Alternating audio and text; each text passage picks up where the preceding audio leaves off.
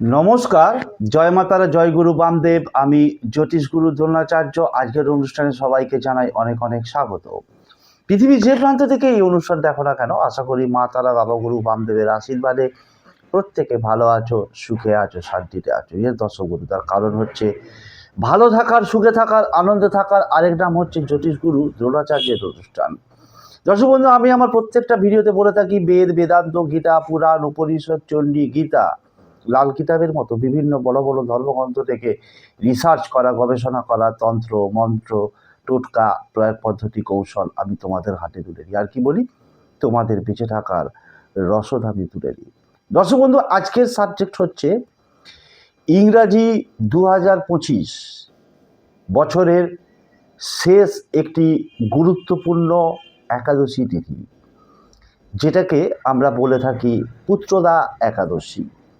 বছরের শেষ একাদশী, ইংরাজি বছরের অবশ্যই খুব গুরুত্বপূর্ণ দিন। অনেকের মনে একটা ডেট অর্থাৎ তারিখ নিয়ে ভ্রান্ত ধারণা সৃষ্টি হয়েছে। 30শে ডিসেম্বর 2025 মঙ্গলবার না 31শে ডিসেম্বর 2025 বুধবার আমরা এই একাদশী তিথি পালন করব, সেটা আজকে এই ভিডিওতে বিস্তারিতভাবে জানাবো। কেন আমরা পুত্রদা একাদশী পালন করব, কি তার মাহাত্ম্য রয়েছে, এমন কিছু কিছু স্পেশাল টেকনিক রয়েছে যেগুলোকে প্রয়োগ করলে আমরা আমাদের জীবনের অনেক সমস্যাকেই আমরা দূর করতে পারবো। চলো জেনে নেওয়া যাক পুরোপুরি বিশ্লেষণ। জ্যোতিষ গুরু দ্রোণাচার্যজির অনুষ্ঠান নিয়মিত দেখার জন্য এবং অনলাইনে গুরুজির ভক্ত ও শিষ্য হওয়ার জন্য এক্ষুনি জ্যোতিষী দ্রোণাচার্য চ্যানেলটি সাবস্ক্রাইব করুন। দর্শক বন্ধু, আমি আমার প্রত্যেকটা ভিডিওর মাধ্যমেই তোমাদের যে দৈনন্দিন জীবনের সমস্যা সেটা থেকে বেরিয়ে আসার রাস্তা আমি দেখিয়ে থাকি, তোমাদের পথপ্রদর্শকের কাজ করি এবং অবশ্যই তোমাদেরকে মার্গদর্শন করিয়ে থাকি। ভিডিও শুরুতে যে কথা বলেছি দর্শক বন্ধু, এই পুত্রদা একাদশী, পৌষ মাসের শুক্লপক্ষের একাদশী তিথিকে আমরা পুত্রদা একাদশী বলে থাকি। পুত্রদা একাদশী অর্থাৎ পুত্র প্রদানকারী একাদশী তিথি। শাস্ত্র বলছে, পুরাণ বলছে যে এই দিন ভগবান বিষ্ণুর উপাসনা করলে এবং যদি তোমরা কোনো দুস্থ দরিদ্র নরনারায়ণকে খাওয়াও, অন্নভোগ দান করো, বস্ত্র বিতরণ করো, তাহলে তোমাদের অবশ্যই মনস্কামনা তৎক্ষণাৎ পূরণ হবেই হবে।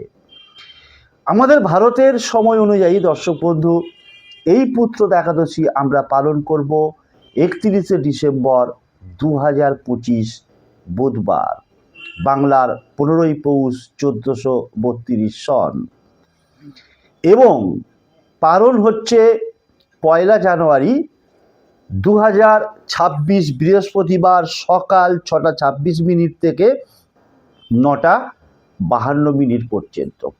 পালন মানে হচ্ছে একাদশী ব্রতের নিয়ম ভঙ্গ।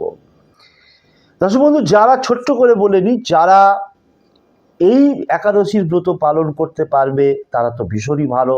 একাদশীর তিথি নির্জলা উপবাস করতে না পারে তারা হবিষ্যান্ন করতে পারে, ফল মূল ইত্যাদি আহার গ্রহণ করতে পারে।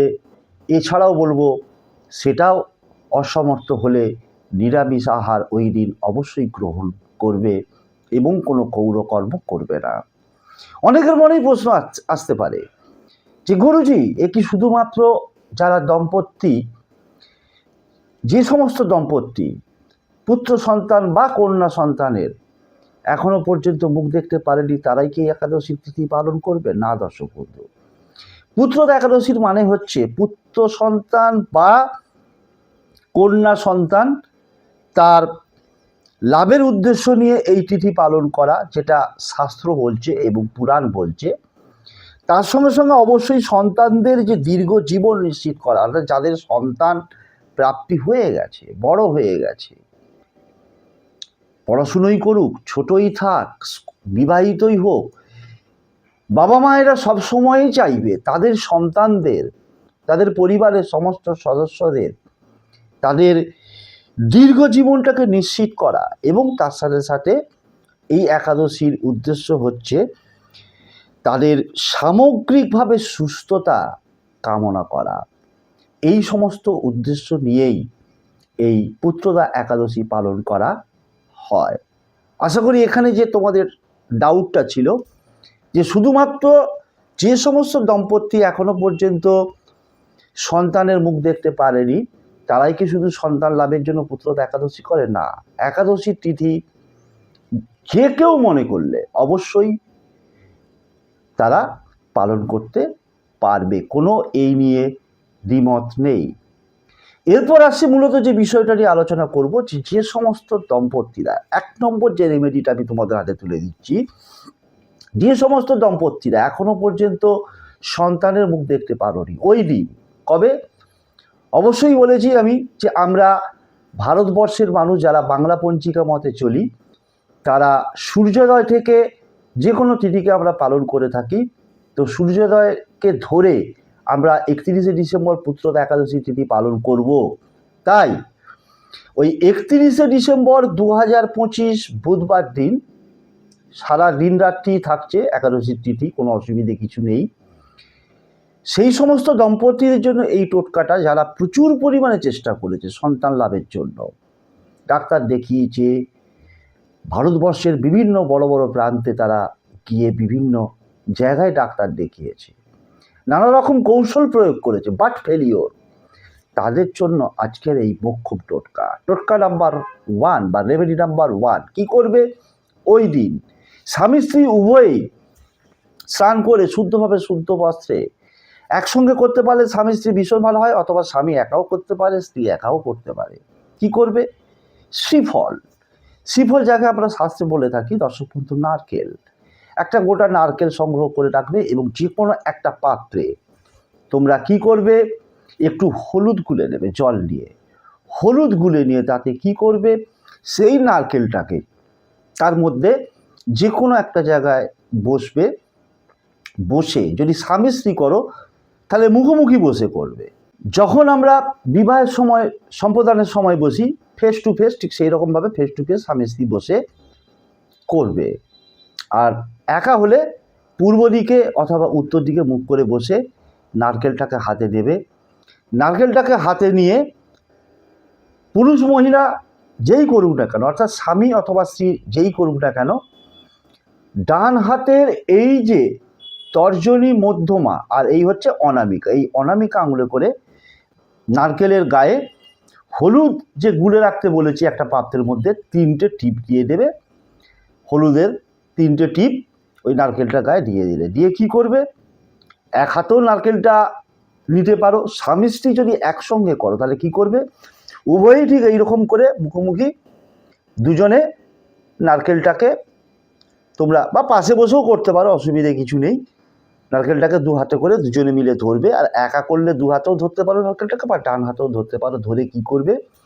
তোমার যে মনস্কামনা, কি মনস্কামনা কার কাছে জানাবে? ভগবান বিষ্ণুর কাছে। কারণ একাদশী মানেই হচ্ছে ভগবান বিষ্ণুর আরাধনার দিন, উপাসনার দিন। তাকে সন্তুষ্ট করতে পারলে তোমার কোনো মনের ইচ্ছা অপূর্ণ থাকতে পারে না। শাস্ত্রের কথা, এ আমার কথা নয়। তোমার মনের ইচ্ছেটা জানাবে যে হে ভগবান, হে পরমেশ্বর, ভগবান বিষ্ণু, তুমি আমার বা আমাদের, কারণ এখানে আমাদের বললে ভীষণ ভালো হয়, একা করলেও স্বামী স্ত্রীর মধ্যে যে কোনো একজন, কারণ সন্তানটা যেহেতু স্বামী স্ত্রী উভয়েরই যৌথ বিষয়, তাই বলবো যে আমাদের জীবনের তুমি সুখের বার্তা বহন করে নিয়ে আসো। দীর্ঘদিন ধরে চেষ্টা করেছি একটা সন্তান লাভের জন্য, কিন্তু আজকে তোমার শরণাপন্ন হয়েছি, তুমি আমাদের রক্ষা করো, আমাদেরকে অবশ্যই একটা সন্তান দাও। এইভাবে নিজের মনস্কামনা যা হয় জানাবে, এটা নতুন করে শেখাবার কিছু নেই। তো এইভাবে মনস্কামনাটা জানিয়ে তারপর কি করবে? ওই নারকেলটাকে আবারও এখানে বারবার একই কথা বলছি না, স্বামী স্ত্রী উভয়ে করলে উভয়টাই পুরো ক্রিয়াটা একসঙ্গে করবে, অথবা স্ত্রী বা স্বামী যে কোনো একজনও কেউ করতে পারে। সেই নারকেলটাকে মনস্কামনা জানানোর পর যে কোনো মন্দিরে তুমি ওই দিনই তোমার সময় অনুযায়ী, সঙ্গে সঙ্গে করতে পারলে ভীষণ ভালো হয়, মন্দিরে দান করে দিয়ে চলে আসো। এটা শাস্ত্র বলছে, পুরাণ বলছে যে বিষ্ণু মন্দির বা নারায়ণ মন্দিরে দান করতে পারলে ভালো হয়, কিন্তু আমাদের পশ্চিমবাংলায় এইরকমভাবে তো কোনো নারায়ণ মন্দির নেই। তাই বলবো যে কোনো মন্দিরে দান করলে তুমি একই ফল লাভ করবে। এরপর যে নাম্বার 2 রেমেডি, এরপর যে 2 নম্বর রেমেডিটার কথা বলবো, এটা হচ্ছে ইন জেনারেল সবাই, অর্থাৎ যাদের পুত্র সন্তান হয়নি, যাদের পুত্র সন্তান হয়েছে কিন্তু তারা তাদের দীর্ঘায়ু কামনা করতে চাইছে, সুস্বাস্থ্য কামনা করতে চাইছে, তাদের চাকরির জন্য, তাদের জবের জন্য, তাদের বিবাহের জন্য, অর্থাৎ যে কোনো মনস্কামনার জন্য, বা তাদের দীর্ঘজীবন সুনিশ্চিত করার জন্য, যে কোনো কাজ ইন জেনারেল সবাই করতে পারবে। কি করবে? ওই দিনকে এইরকম একটা সাদা কাগজ নেবে, সাদা কাগজের সঙ্গে একটা ঠিক এইরকম সাইজ নিলেই হয়ে যাবে সাদা কাগজ, যে কোনো একটা দিকে তোমরা কি করবে, তোমাদের যে মনস্কামনা, একটি মনের যে কোনো একটা মনের ইচ্ছা, একটা মাত্র, অধিক হলেই সেখানে মুশকিল, একটা মনের ইচ্ছেকে তোমরা 9 বার লিখবে, পরপর পরপর রো ওয়াইজ। একই ইচ্ছেটাকে 9 বার লেখার পর তোমার বাড়ির বেডরুম হোক, ড্রয়িং রুম হোক বা dining room, bedroom, master bedroom, drawing room বা ডাইনিং রুম, এই যে কয়েকটা বললাম, এই রুমের যে ওয়েস্ট ডাইরেকশন অর্থাৎ পশ্চিম দিক, সেই পশ্চিম দিকের দেয়ালে আঠা দিয়ে বা গাম দিয়ে ওই কাগজটাকে চিটিয়ে রেখে দাও, একটু উঁচু করে। দেখবে তোমার সেই মনের ইচ্ছা ভগবান বিষ্ণুর আশীর্বাদে, মা লক্ষ্মীর আশীর্বাদে পূর্ণ হবেই হবে। এরপর যেটা দিচ্ছি 3 নম্বর রেমেডি। 3 নম্বর রেমেডিটা কি করবে না, এটাও ইন জেনারেল সবার জন্য, যে কোনো মনের ইচ্ছে। এটা হচ্ছে ওই একাদশীর দিন তোমরা তুলসী তলার যে মাটি, সেই তুলসী তলার মাটিকে কিছুটা সংগ্রহ করবে, তাকে জল দিয়ে গুলে নেবে, গুলে কি করবে, ছোট ছোট গুলি তৈরি করবে। কটা গুলি তৈরি করবে? তোমার পরিবারের যতজন সদস্য আছে ততগুলো গুলি, 3 জন থাকলে 3 জন, 2 জন থাকলে 2 জন, 5 জন থাকলে 5টা গুলি, 4 জন থাকলে 4টা গুলি, এরকম ছোট ছোট করে তৈরি করে দেবে। আর একটা পাত্রে হলুদ গুলে রাখছো জল দিয়ে। গুলিগুলো তৈরি করার পর তুমি কি করবে, একটা প্লেটের উপর রাখো, রেখে প্রত্যেকটা গুলির উপরে, পুরুষ নারী উপর ক্ষেত্রেই বলছি, যেই এই ক্রিয়াটা করুক না কেন, ডান হাতের এই যে অনামিকা আঙুলে করে হলুদ নেবে, প্রত্যেকটা গুলিতে লাগিয়ে নেবে। 3টে হলে 3টে গুলিতে হলুদের টিকা লাগিয়ে নিচ্ছ, 4টে হলে 4টেতে, 5টা হলে 5টাতে, ফ্যামিলি মেম্বার অনুযায়ী দিয়ে লাগানোর পর হলুদের টিকা ওই গুলিগুলোতে প্লেটের উপর যে কোনো ঠাকুরের সামনে বসে, পূর্ব দিকে উত্তর দিকে মুখ করে বসে প্লেটটাকে রাখলে, উপরে গুলিগুলো রাখা আছে হলুদের টিপ লাগানো অবস্থায়, নিজের মনস্কামনা জানাও, কি চাইছো তুমি, কেন তুমি ভগবান বিষ্ণু শরণাপন্ন হয়েছ, এতদিন তো অনেক খাওয়া উতাসার মধ্যে দিয়ে দিন কাটিয়েছ, নেগেটিভিটিকে পজিটিভিটিতে কনভার্ট করতে গেলে এর থেকে সর্বোত্তম দিন আর হয় না। পুত্র একাদশী অত্যন্ত গুরুত্বপূর্ণ দিন, শুভ দিন, বিশেষ করে পৌষ মাসের শুক্লপক্ষের একাদশী তিথি। এর মাহাত্ম্য আছে সাংঘাতিকভাবে, বলতে গেলে সেটা ভিডিও আরো অনেক দীর্ঘায়িত হয়ে যাবে। নিজের মনস্কামনা জানিয়ে ওইটাকে অ্যাজ ইট ইজ ঠাকুরের সামনে বা ঠাকুরের ঘরে বা যে কোনো একটা সুরক্ষিত জায়গায়, অন্য কেউ টাচ করতে না পারবে সেই রকম জায়গায় 24 ঘন্টা, অর্থাৎ যদি দুপুর 12টায় ক্রিয়াটা করতে শুরু করো, ঠাকুরের সামনে বসে নিজের মনস্কামনা ওই টাইমটা ঘড়িতে দেখে নেবে, ওই টাইম থেকে 24 ঘন্টা অ্যাজ ইট ইজ ওই প্লেটের উপরেই থাকবে। 24 ঘন্টা পার হবার পর, অর্থাৎ 1 জানুয়ারি তোমরা 24 ঘন্টা যখন হয়ে যাবে, ওই গুলিগুলোকে তুমি তোমার বাড়ির কোনো গাছ, কাঁটা গাছ নয়, তুলসী গাছ হতে পারে, অন্য কোনো গাছ হতে পারে, তবে তো অনেকে গাঁদা গাছ টাছ লাগায়, তো সেই গাছের গোড়াতে ওই গুলিগুলো রেখে দিতে পারো। অথবা বাইরে কোনো অশ্বত্থ গাছ, বট গাছ, পাকুড় গাছ, আম গাছ, নিম গাছ, কলা গাছ, এরকম কোনো গাছের গোড়াতেও বসিয়ে রেখে চলে আসতে পারো। এবার অনেকে প্রশ্ন করতে পারে, গুরুজি গাছ আমাদের বাড়ির পাশাপাশি নেই, না এটা হতে পারে না, তবুও বললাম কোনো প্রবাহিত জলে গুলিগুলো ভাসিয়ে দিয়ে চলে আসবে, ছুঁড়ে ফেলবে না, ভাসিয়ে দিয়ে চলে আসবে। ডান হাতে করে। দেখবে 3টে রেমেডি দিলাম, 3টেই যে করতে হবে এমন কোনো মানে নেই। বিশেষত প্রথম রেমেডিটা হচ্ছে যারা নিঃসন্তান, এখনো পর্যন্ত সন্তানের মুখ দেখতে পারেনি তাদের জন্য এটা। আর বাকি দুটো হচ্ছে যে বললাম ইন জেনারেল সবাই করতে পারবে। তার সঙ্গে সঙ্গে ছোট্ট একটা কাজ করবে, যারা প্রথম এবং নতুন ভিডিও দেখছো চ্যানেলটাকে সাবস্ক্রাইব করবে, পাশে থাকা বেল আইকনটাকে অল বলে প্রেস করবে, যাতে আগামী দিনে আপলোড করলে অনায়াসে ভিডিও তোমরা বেশি দেখতে পাও, এবং বেশি বেশি করে শেয়ার করবে। শেষ করছি আজকের অনুষ্ঠান, দেখা হবে পরবর্তী কোনো এপিসোডে নতুন কোনো টপিক দিয়ে। ততক্ষণে যেন মা তারা বাবা গুরু বামদেবের কাছে একটাই করজোরে প্রার্থনা, আমার প্রতিটি ভক্ত শিষ্য ফ্যান ফলোয়ার সাবস্ক্রাইবার পৃথিবীর যে প্রান্ত থেকে অনুষ্ঠানটি করুন না কেন, তারা প্রত্যেকে ভালো থাকুক, সুখে থাকুক, শান্তিতে থাকুক, তাদের মুখে হাসিটা বজায় থাক, সর্বোপরি তারা জয়ী হোক। জয়ী বানানোই হচ্ছে একমাত্র আমার লক্ষ্য। শেষ করছি আজকের অনুষ্ঠান। জয় তারা, জয় জয় তারা, জয় বাম, জয় তারা।